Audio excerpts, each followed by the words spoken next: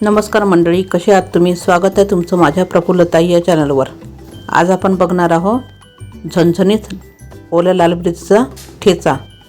हा लाल मिरचीचा ठेचा खूप चविष्ट बनतो आणि आपल्या जेवणाची सुद्धा लज्जत वाढवतो।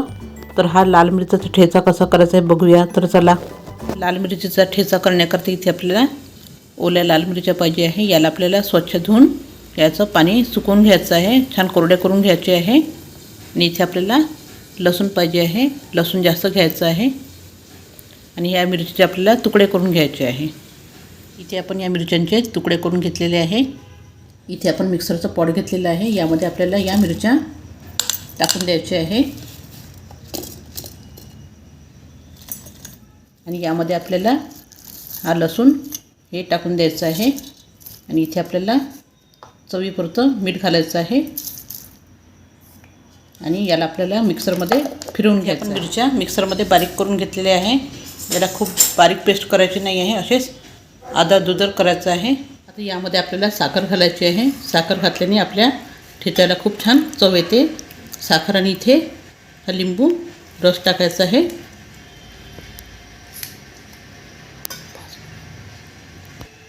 इथे मी पूर्ण एक लिंबू रस घालत आहे। आता याला पूर्ण एकदा आपल्याला मिक्सरमध्ये फिरवून घ्यायचं आहे। आपण हे एकदा परत मिक्सरमध्ये फिरवून घेतलेलं आहे। आपल्याला आता ठेच्याला फोडणी द्यायची आहे। मी पॅनमध्ये तेल गरम करायला ठेवलेलं आहे। तेल आपलं गरम झालेलं आहे। यामध्ये आपल्याला जिरं घालायचं आहे। इथे आपल्याला जिरं छान फुलू द्यायचं आहे। इथे आपलं जिरं छान फुललेलं आहे, बघू शकता। आता यामध्ये आपल्याला ही लसणाची पेस्ट घालायची आहे। आपण ठेच्यामध्ये सुद्धा लसूण घातलेला आहे। हा लसूण आपल्याला छान 1 मिनिट परतून घ्यायचं आहे तेलामध्ये। तेल थोडंसं जास्त घालायचं आहे ठेच्यामध्ये। हे 1 मिनिट आपण लसूण परतले की त्यामध्ये आपल्याला हे ठेचा घालायचं आहे। आणि ठेचा आपल्याला छान कोरडा होतपर्यंत छान यामध्ये शिजवून घ्यायचं आहे। मी हा ठेचा छान कोरडा होतपर्यंत शिजवून घेते। याला एकदम कोरडं करायचं नाही आहे, पण याच्यातला पाण्याचा अंश कमी झाला पाहिजे पूर्णपणे, असं आपल्याला करायचं आहे।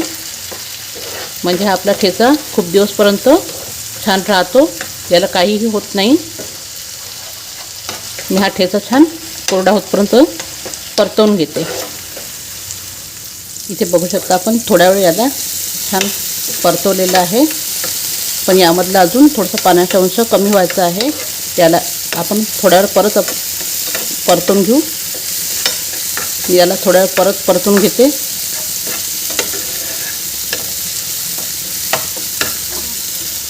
इथे बघू शकता आपण थोड्या वेळ परत परतवलं होतं। आता यामधलं आपल्याला आवाज कमी येतो आहे आणि यामधलं तेल असं बाहेर सुटलेलं आहे। आता हा आपला ठेचा झालेला आहे। याला बंद करून द्यायचं गॅस।